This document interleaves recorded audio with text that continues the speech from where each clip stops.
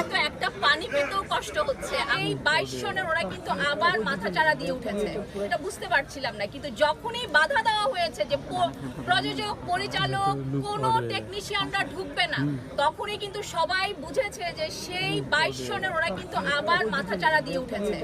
এবং আমি কিন্তু সবাইকে নিয়ে নির্বাচনটা করতে চাই বলে কালকে সারাদিন আমি এটার জন্য দৌড়িয়েছি, পারমিশনের জন্য, যাতে আমি সব টেকনিশিয়ান, পরিচালক, প্রযোজক, ক্যামেরাম্যান, প্রোডাকশন বয়, প্রোডাকশন ম্যানেজার সবার সাথে আমি সাথে নিয়ে একটু সুমুখর পরিবেশে নির্বাচনটা করতে চাই বলেই কিন্তু পারমিশনটা কালকে হয়ে গিয়েছে।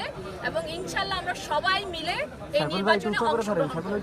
খালি একটি কথা বলতে চাই, আমাদের আপনারা যে বললেন না যে এতটা কেন প্রোটেকশন, বাইরের কোনো মানুষ যাতে ঢুকতে না পারে, শুধু আমাদের চলচ্চিত্রের পরিবারের লোকজন আসবে। শেষ পর্যন্ত এটা কি কর্তৃপক্ষ কি তাহলে মানে তাদের যে নিরাপত্তা, আপনাদের যে নিরাপত্তা, যেটা রাষ্ট্রীয় একটা স্বায়ত্তশাসিত প্রতিষ্ঠান, মানে এফডিসি কর্তৃপক্ষ কি করছে, তারা আপনাদের নিরাপত্তা দিতে পারছে না কেন? না না না না, সেটা তো সম্ভব না। একটা মিনিট, এদিকে ক্যামেরা এদিকে ভাই, এফডিসি দিতে পারছেন আপনাকে কে বললো? বারবারই তো এমডি মহোদয় এবং নির্বাচন কমিশন এবং আপনার এনএসআই, যেটা আপনার কাছ থেকে শুনলাম, ওনারা বসেই তো মিটিং করছে। তার মানে ওনারা আমাদের নিরাপত্তার জন্যই তো কাজ করে যাচ্ছে। শিল্পীদের নির্বাচন আসলে শিল্পীরা তো সবসময় আমরা জানি তারা সবাই সাইফুল ভাই চুপ করে পারেন ভাই।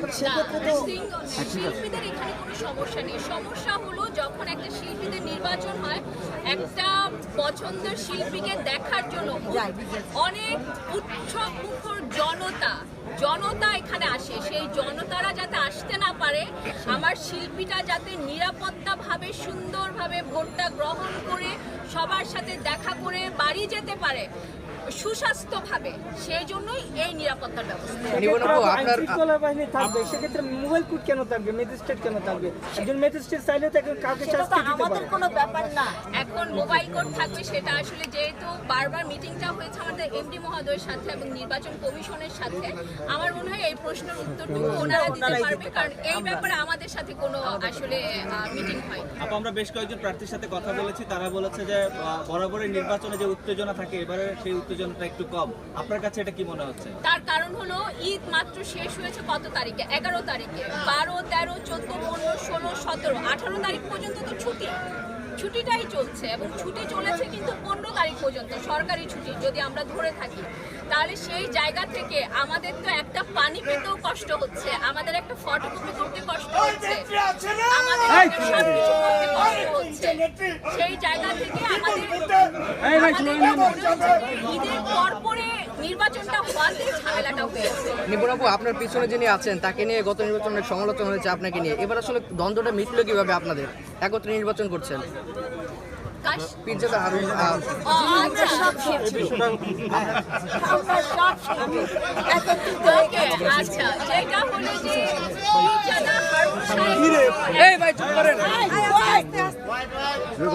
পীরজাদা হারুন সাহেব হলো একজন বিসিএস ক্যাডার এবং আমার বাবা নিজেও একজন 73 batch BCS cadre. So BCS cadre একটা ফ্যামিলি হয়।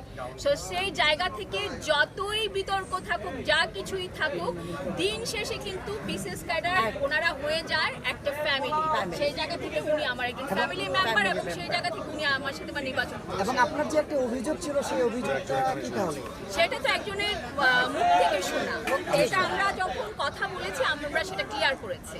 সেটা কি আসলে এমন যে অন্য কারো কথা ইনফ্লুয়েন্স হয়ে কোনো কিছু বলা আসলে শিল্পীদের ঠিক না? তৃতীয় পক্ষ সবসময় আপনারা জানেন যে একটা ভালো সম্পর্কে ঢুকে কি করে, ছিদ্র করে, সেই ছিদ্রটা আমরা পড়ে যাই। আমি আপনাদেরকে বলবো তৃতীয় পক্ষের কথা কখনোই শুনবেন না। তৃতীয় পক্ষ যে আপনাকে ইনফ্লুয়েন্স করেছে, সেটা আসলে কবে নাগাদ আপনি বুঝতে পেরেছেন? বুঝতে পেরেছি তখনই আমার পাশে দাঁড়িয়ে আছে।